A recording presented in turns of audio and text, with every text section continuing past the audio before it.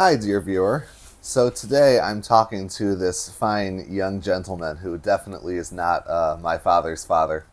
And, and the reason I'm talking to him today, I think, is one, just because we thought it'd be fun to do this, but also because he, as I think he'll tell you soon, is he came from Israel as an immigrant a very long time ago, and I think he has an interesting story.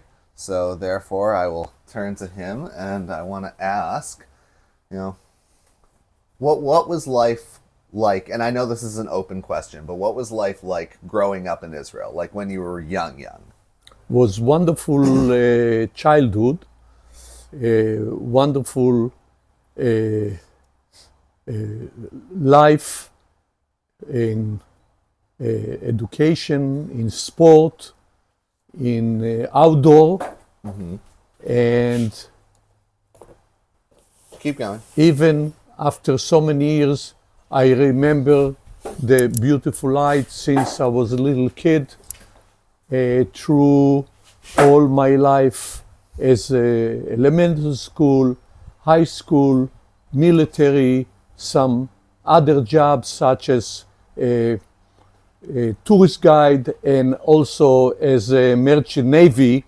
So I experienced a wonderful thing until I visit United States in 1967 after the 67 war, and somehow I liked United States from business point of view, and as a sport lover I enjoy and appreciate all the sport, and I figure out my second chapter of my life could be in United States. That was more than I was taught about it, because I thought to live in US for several years and then return back to Israel. But my love affair with United States is still continue over 50 years, and I still very much in love in United States. For many ways, it's similar to my hometown of Haifa, that it's similar to San Francisco, with the sea, with the mountain, with the climate. So actually, I feel that I'm two heaven. One heaven is Israel, one heaven is United States, and as my family are Americans, and I think my wife and I are the only one that could really go back to Israel, and so we are here for good. And Can I stop you for just a second? I'm all for dissertations, but I was trying to get at what was your experience like growing up, because you've told the story many times that you are in fact older than the state of Israel. yes, So what was your young childhood yes, like? I born in 1940, where as we all know, that's the beginning of the Second World War. I was born in Haifa, that was really away from Germany and from Italy, and so my town of Haifa, that was really in a way managed by England, was never really attacked, so I was never really suffer from the Second World War. Yet, as growing up about the age of 6, 7, when I went to elementary school, they already taught us about the Holocaust. Since the creation of the State of Israel in 1948, as an 8 years old kid, I vividly remember the victory of the State of Israel, as well as my father used to work for the British military in the Second World War in Haifa. And then after the creation of Israel 1948, my father work was for the Israeli military forces that defeated the Arab country that really decided to destroy the weak, small Jewish population. There were about 600,000 compared to 100 million Arabs, and a miracle happened, and Israel won the war. And since then, our country developed very rapidly in economy and military strengths, in agriculture. Can I just interrupt for a moment? Yes. I'm trying. The information is interesting, but I'm trying to get at your specific experience as a young kid there. I just Do you remember often these days it's called the Nakba, the creation of the state itself? I do remember, because where we live was in Haifa, and Haifa was a mixed city, about say 50% Arab, Sunni and Christian, and 50% Jews. And we live in an area that really was on a mountain, and on the way up to our village, we had a military camp of legionnaires that used to be Jordanian military that was under the supervision of the British Army. So I remember the independent war as actively happened in my town, and again we survived, and naturally the rest of history. Okay, so, but as you said, you weren't exactly terribly affected by the Second World War and the creation war of the State of Israel. They were around you, but it wasn't like they were fighting in your town. I think that we were in a borderline, but my father was a very strong person and worked for the British Army, worked for the Israeli military, and I always felt very safe and never worry about my security. Okay. So I want to get to your teenage and adulthood and then beyond that. But first, I am curious, what do you know about how your family got to Israel in the first place? Well, my parents met in Israel, but they both came from Poland in that time. But today it's actually Ukraine, but they really grew up under the Polish government, and their culture is from Poland. That is the culture and the food, and naturally the difficulties that Jews lived under in Poland before the Second World War II. Okay, so they all got out before the Second World War. Correct. They left about 1935, and they immigrated to Israel before the Second World War, and that was really a movement that happened all over Europe to immigrate from Poland, Russia, and all the other countries in Eastern Europe to United States, Canada, Brazil, Australia, and some came to Israel. Mm-hmm. And were they leaving in response to the growing anti-Semitism and lead up to the Holocaust, or just? They left way before. Just the wind was already blowing in Eastern Europe about the future of Jews that are not really welcome. I see. Okay, so they got out, and they all got out before World War II, so there wasn't exactly an epic conflict. They made it out, and they got to Israel. And they came to Israel. That was before the state of Israel. That was really also fairly unsafe area. It was poor, and we always had the threat of local Arab, that in a way did not like to see the Jews are coming back to the Holy Land. So did you hear stories or were met yourself with that hostility when you were growing up there? No, I just heard about it, but I personally were always very safe. I see. Okay. And what about like your teenage years? And Well- go any way you want with that. But Well, that's 1948. We won the war. We got security in my town that I was born and never moved.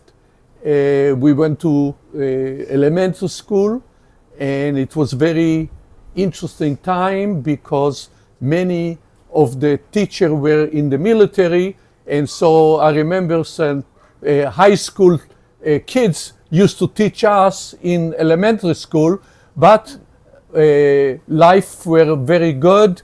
We went to school, we have a lot of sport, and we feel very, very relief and free to do whatever we want to, in spite of some problem with nutrition, as our new country have difficulties with food, but somehow we were able to survive and grew up healthy and happy in elementary school and after that in high school.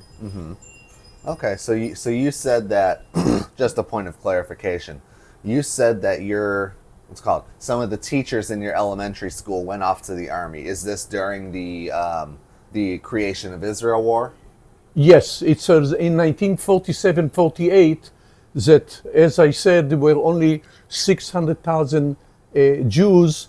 They have not enough soldiers. So in the war, at the war that started, anybody that was probably, over 17 joined the war in the independence war. I see. And that was, I assume they joined willingly. There was no draft back then because there was no country. They basically, everybody, 100% volunteer to the creation and fight for the new country. Interesting.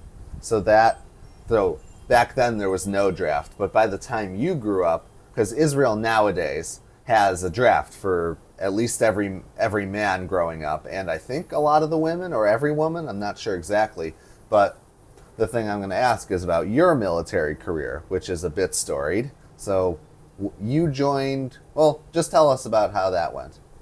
Well, everybody in Israel are being drafted, but in my time, it will be 99% that people join, even they're not totally healthy, they still will not willing to accept that they are not going to be the military. It also was really a black mark on somebody that did not serve in the military. So it was never a problem with people voluntarily going to the service. But I think that in 1948, as Israel wrote its, let's say, kind of constitution, that every person that is 18 and older going to the military included girls, but exception of girls that are married and somehow have some religious restriction. But I will say 99% of the people in my time were going to the militarily. It was really compulsory, but I don't remember many people that did not want to go. In your time, as in when you served, as in when you were 18, not when you were a kid. No, that's what started. When I came in, it was 1958, and in that time again, I was one of the first generation. Actually, the 10 year of the dependent of Israel, but we're small military, and the population, I think at that time were maybe 2 million people in Israel. So again, every soldier was very, very needed because we still was relatively small country compared to today that we have about 7 million Jews and we have many, many more available soldiers to the need of the military. But as in my time, as I was waiting to finish my high school and dreaming and about going to my military duty, that I joined in 1958 and I volunteered to be a paratrooper that was really only can be done by voluntarily, included pilot and sea Submarine? Stop a second. Can you Yeah, one sec. We'll be right go? back. Okay, we just had to do a little English to Hebrew Hebrew to English translation, and what he was talking about was the SEALs. So as I'm going back a second to clarify, everybody have to be drafted to the military, but when you're being drafted, you have some choices that you can volunteer to a risky and difficult part of the military, and that include the Air Force, the SEAL, and the paratrooper that I volunteered to join, and I spent there my military time that was difficult but very interesting, and I felt very good about me doing good deed for this Israeli country. And just for the sake of technology here, this microphone, it will pick up your voice. You don't need to speak too loud. Just wanted to make sure you knew. Okay, so you served as a paratrooper in the military, and if I recall, were you serving during one of the major wars? No, I actually in my time was a lot of tension, but was all small conflict in the border with Lebanon, Syria, Jordan, Egypt, but our unit and all the Israeli military was able to keep it in a low fire. After I finished the military in 1962, I went forward and being a civilian, have several interesting jobs. I want to get there. I want to get there, but I want to... That I would like to return to the military question is that in 62, I really finished my military duties, and as a civilian, I was in reserve, like all the Israeli, until 55. They still, in a way, have to be in the military availability, and they have to train about 1 month a year in order to be in good shape in case of a war. In 1967, the Six-Day War started, and all the Israeli reserve were drafted to the military. As such, I was a soldier in the 1967 war, but it's as reservist and not active duty soldier. I see. So, I guess I would just ask one more military question here. Were you actually ever in combat itself, or did you never really get in a firefight, so to speak? I was some, but not really face to face. I see. We just have in situations, because usually my unit is active at night, not during the day, and at night we have next to the border of Gaza in our time, and we have some shooting at night, but basically I did not see any enemies. We just happened to shoot because that's the commands that we got. Okay.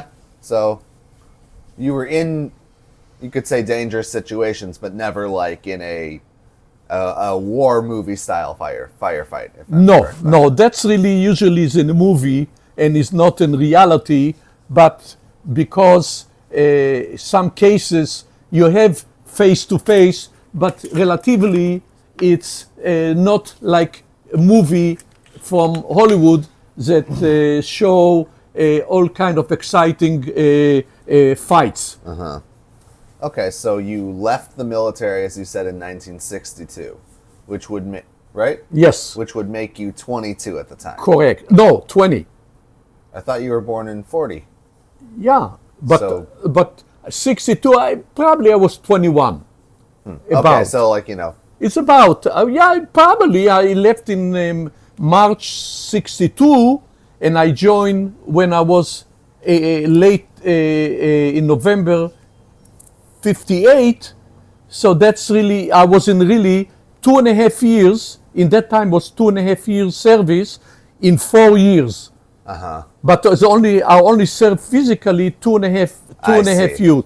Gotcha. Today is 3 years. They change it because of shortage of soldier, and they increase it to 3 years mandatory service for the men. The woman still is about 20 months.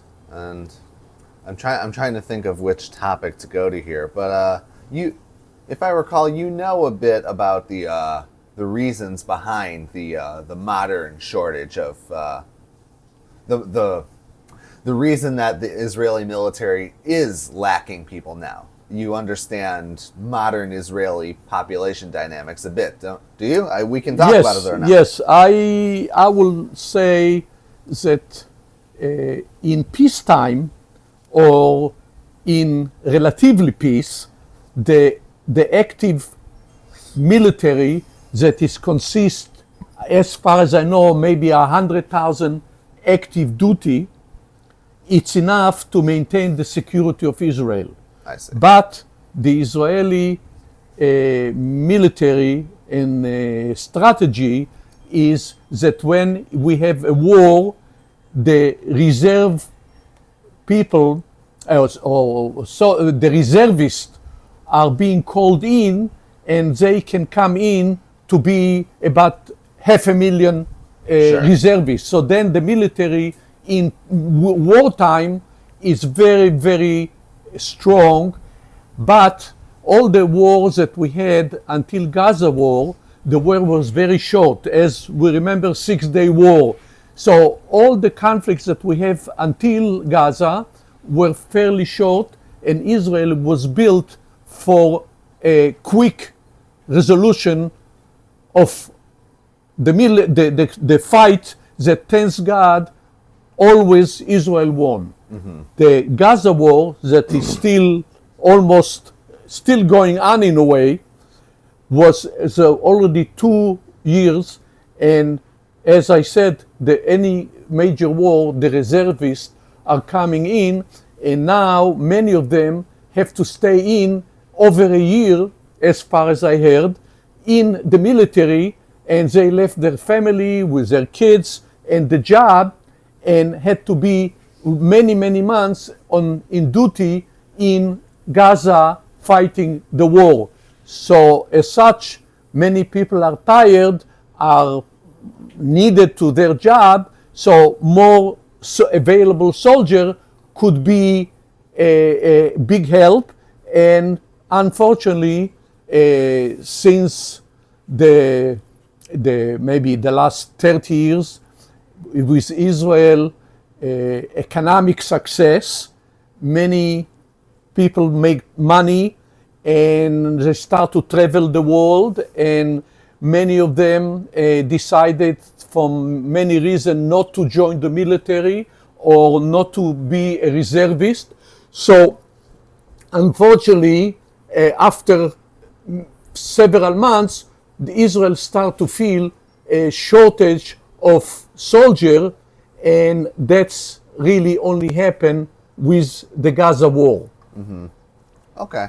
Now, what I want to dig into this whole population point a bit more, and I'll frame it. You can disagree with this framing, but the framing being that Israel has two major Jewish populations: the Orthodox and the secular. And the secular, back when Israel was founded, were the ones who were in charge, more or less. And they were the ones who were mostly serving in the army, because part of the deal around forming the state of Israel was that the Orthodox would not have to serve if they didn't want to. So what's happened over time is that, back then there was a small amount of Orthodox and a large amount of secular. But the secular, just like the rest of the Western world, aren't having kids to the same degree that the Orthodox are. So now there's a lot of Orthodox. There's still a lot of secular, but not as many comparatively.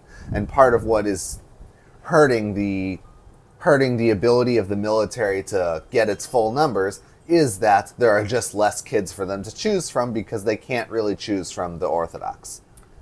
Well, that's a very complex question that really related even to the time of 1948 when the country was formed to today, and I have a lot to say about it, but I suggest for us to have it with another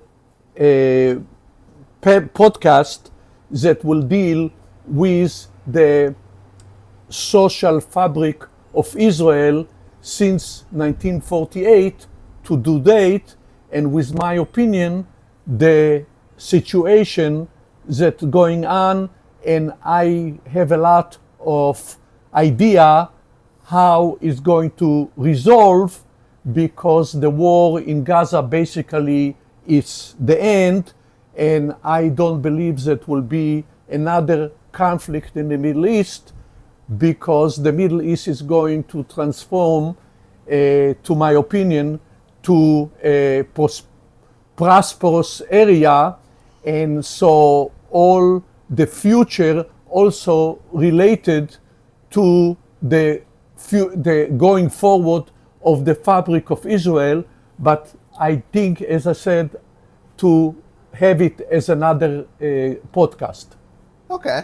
I mean, I would like to hear about that, but if we return to that, what I want to get to is the rest of your life. And I want to know, because I see this sort of gap between you served in the military until you were almost 22. But then the 6-Day War happened years later. 67, 5 years later. Yeah, but my impression, or at least my memory of what you've told me before, is that you left Israel before that. No, that's really, let me correct or bring you up to date. I finished my military service and lived in Israel, got married, have my son, first son, that was born in 1965, and I was married in 1964, fairly quick, young guy, and my wife was 19, I was 23, and we moved very fast. We feel we are mature and we're ready. In 65, my son was born, and I was just a civilian, and I had, before I got married, I was working on the Merchant Navy for a year. Can you tell us what the Merchant Navy is? Merchant Navy is commercial cargo ships that sail from Israel to export and import goods to Israel. And I served on the boat, on this as a seaman for about a year. And then after a year, I decided that this is not the life that I want to continue. And I got involved in driving tourists, and then I liked it, and I went to school, and I graduated as a tourist guide in Israel, and worked there on that for quite a while until the 6-Day War Six-Day War exploded and no tourists in Israel. So when I came from the war, we're not tourists in Israel. Okay. So I continued to work a little bit, but I decided to look for other opportunity that I dreamt of, because as I did not mention, but I graduate from agriculture school, and one of my dream or my plan was really to come to United States to Davis University and complete my study as agronome. But UC Davis, you mean, the one in California? US Davis in California. That's really associated with my school in Israel, and quite a few graduates of my school attended Davis. So all in all, after the war and after was very little to do, even I was married with this young baby, I decided to travel United States to explore the possibility of me going to school. And as I traveled to New York, a friend of mine encouraged me to stay, help me with lodging. And just to be clear here, this is after the Six-Day War. So you said 1967. It's November 1967. I see. The war was in June, and by November. November was no tourists, and usually no tourists in Israel in winter anyhow. So I knew I'm unemployed until the spring of the fall of '68. So I decided I was able to travel to United States. As I said before, I came to New York. I met a good friend of mine from my childhood, was already in United States, in New York. He helped me and basically invite me to stay with his house. While I was there, I was looking for opportunity. I went to school in New York, and I also looking for a job. So the government of Israel in that time was looking for young Israeli with military background to assist in the consulate in New York.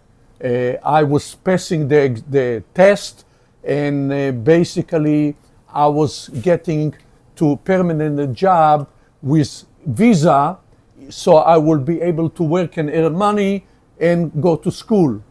That's allow me later on to bring my wife and my son to United States, because I had a permanent visa as attaché in the government of Israel. And that's really where I got my family all together. In the same time, I was looking for a way how to stay here and continue to study, and as well as earning money, because I did not have any funding to keep support the family. Mm-hmm. Two member of far relative, I was able to get a green card, and that made me a permanent resident in United States, and I was able to study and to work, and that was included moving from New York to Michigan. So before we get to Michigan, just one clarifying question here. Is you worked in the Israeli consulate. What did you do there? That was assisting the military effort of Israel to resupply Israel from military hardware from United States. So you basically assisted with negotiations with like the U.S. government? I was not really high end. I was just a junior person with not much military experience in negotiation, but our job was to accept the hardware and ship it to Israel. I see. Okay. So that makes more sense. And so tell us about how you went from living in New York to moving to Michigan, which is where I grew up. That was by me was always a explorer, always looking behind the box, and I remember I found somebody that have some connection to my family, and my family told me to look on some lady that was basically with my father age in Poland, and she immigrated to United States and my father immigrated to Israel, and I was in touch with her, and she was very lovely, and she told me, hey Sam, I cannot help you much, but I have a nephew that lives in Ann Arbor, Michigan, and I think he will like you. So short story, long story short, he came to visit us in New York, one of his trips, and met Ilana and I, and talked with me, and apparently he got impressed with me and offered me a job in his company that was specialized in building houses in Michigan. My answer was, I'm ready, you just have to sponsor me so I can get a visa to get permanent resident in the United States. So he was the one who got you that. He signed as the applicant, sponsor. And I got the visa fairly quick, and by late 1968, early 1997, I moved to Michigan and started to work for him. Mm-hmm. And how were the early years of you being in Michigan with the young family, obviously?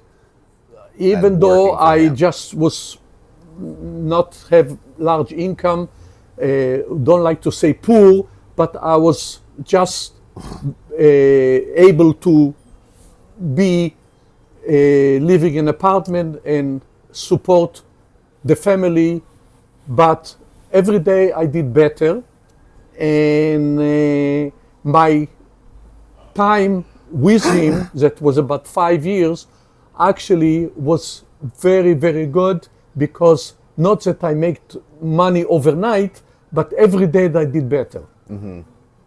Interesting. So that was the early period. And I guess this is the part where I have a bit of a blank slate, is that I know that you moved to Michigan, worked for him, and then you were successful. How did that go? I did, as I said, I was How did that go? successful. Every day I did better. And then in 1975, we have some of recession that unfortunately I passed few of them in the United States, and we're not so, it's some kind of a tense, and I felt that maybe it's a time for me to start by my own, because I was, in a way, I was number two, happy and successful, but in 71 I start to have a little bit tense situation because of the recession, and I felt that maybe it's a time for me to move on and start my own company, because I always like to own my own company. Mm-hmm.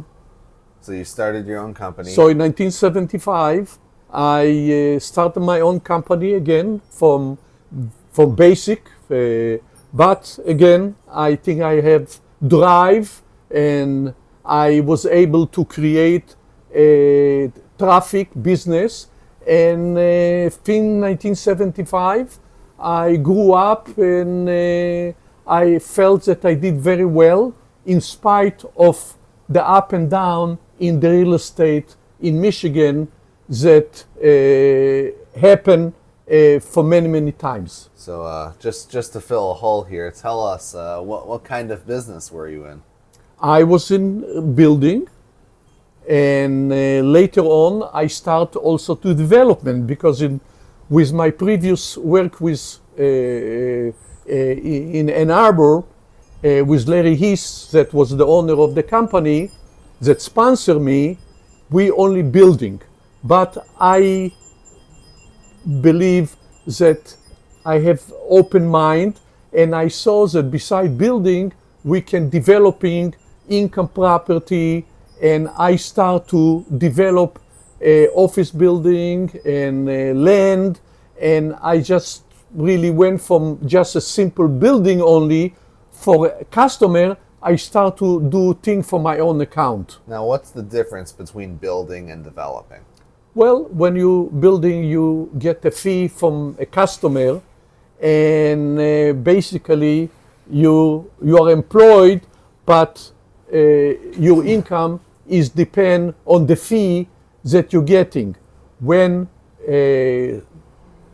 what I learned from other older developer that basically were my teacher, they told me, hey Sam, why you don't go on and build an office building, and then you own it and you get cash flow from the building.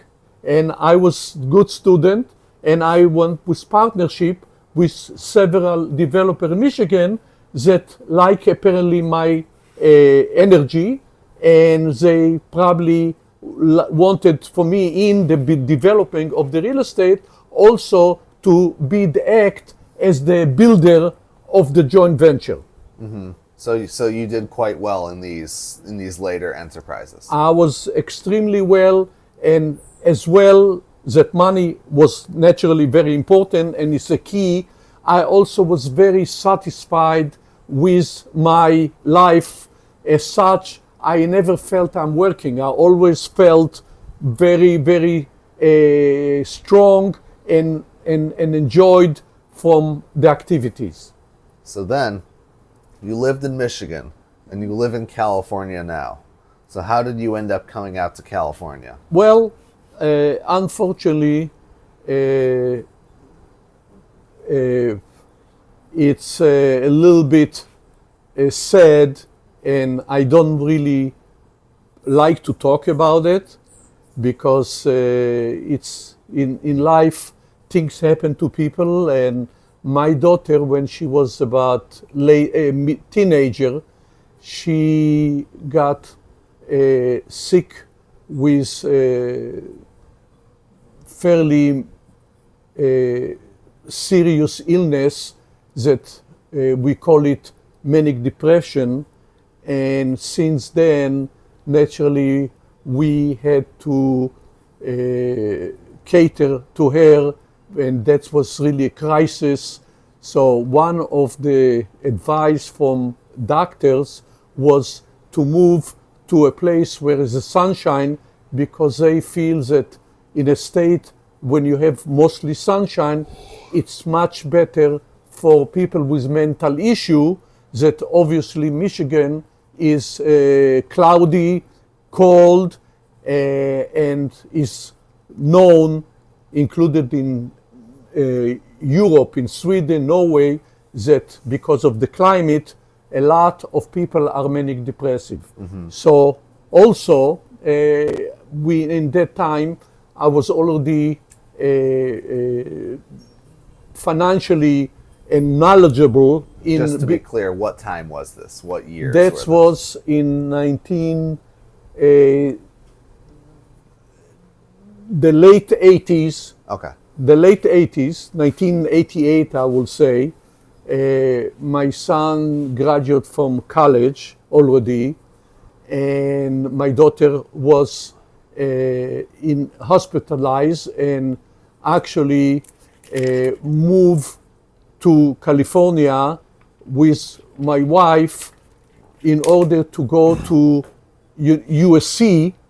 That even she was ill, but it was not really as serious, and she was still able to go to college. So she moved to USC, and my wife moved as well to assist her because she was very fragile.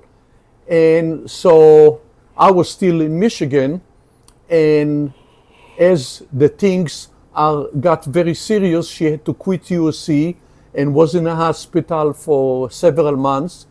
And I decided that the split family between Michigan and California is not possible. So I decided to close up my operation in Michigan. And as being already a 50, I figure out the worst can happen. I will move to California and will be retired, semi-retired, like many people do, because in Michigan, mostly if you work when you're coming to the retirement age, you don't stay in Michigan. So I figure out what I did is very natural, especially that I did not have really a family in Michigan. So I did not have any connection, and something that most my friend in Michigan have, they grew up in Michigan, they have a lot of family. Mm-hmm. So for me, the move to California was fairly natural. Mm-hmm. Okay, that was good. That was deep. And so by then you were in your like almost 50, basically. I was 50, 1990. Okay. Yeah, so that's from 1940. I can do math. I can, I promise. Anyway, so now you moved to California and you started another business in California. Tell us about that time. I did invest something in my good days in California, in Rancho Santa Fe, some land involved, a land subdivision. And so I had some roots in San Diego, Rancho Santa Fe. And then when we decided to fully move to California, I have already a little bit real estate that gave me a start in Rancho Santa Fe that was slow from one reason. 1990, unfortunately, was another recession. But in the early 90s, things start to be better. And I grew up with the reborn of the economy. And I would say in the mid 90s, I already did very well. And I restarted my development business. In the same exact stuff, because you did houses at that point, yes, right? I did. In Rancho Santa Fe was no commercial. It was only high-end home, and I really enjoy it a lot because I did spec housing. That's speculative. That I did not have any customer, and so it was really beautiful life.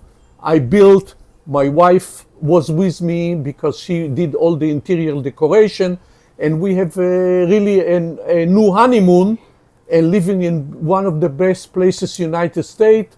We live in heaven. We play golf. We have a fantastic semi-retirement without getting a lot of pressure from day-by-day business. Mm-hmm. So you had a good time for a rather long time then. Yes. It was wonderful time, business-wise, family life. My son, Gal, even came later on and joined us and were with us for several years. So it was really a pretty good time in my life. Mm-hmm. And then naturally the 2008 recession was not so kind. So yes, the 2008, the global United States naturally have a major recession that affected the economy and affecting real estate in particular. And in that time, we have to slow down and basically sell some of our assets and did not start any new one because the economy was very slow. As such, in that time, it was really in 2010.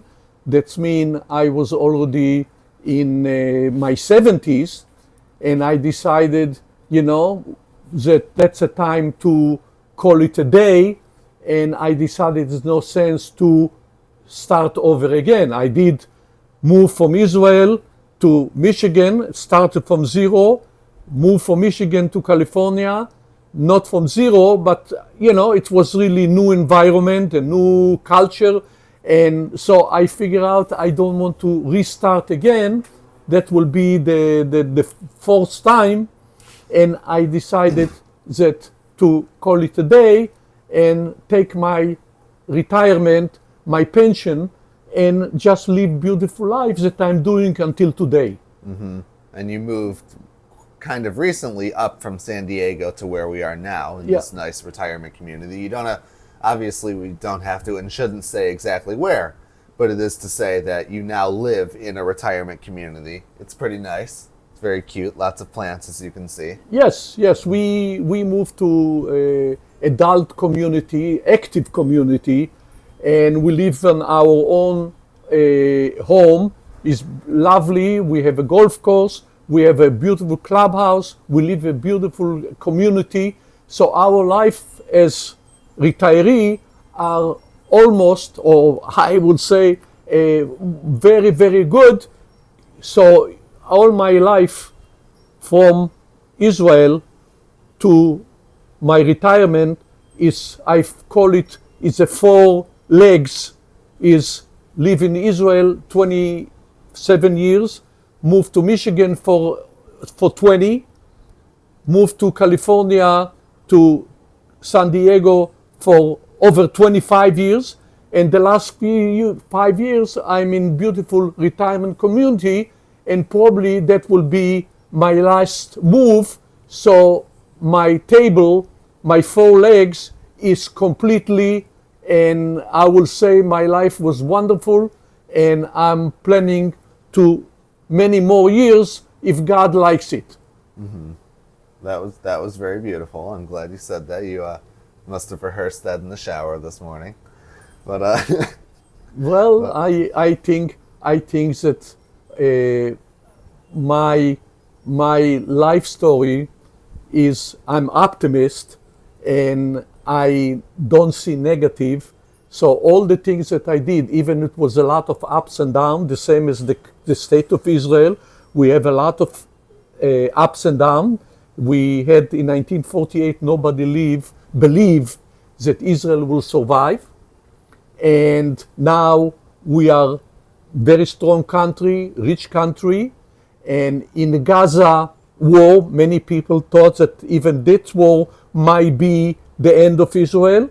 We show that we are optimists, we are strong, and Israel is coming out as a big winner, and hopefully it will be a lasting peace. Mm-hmm.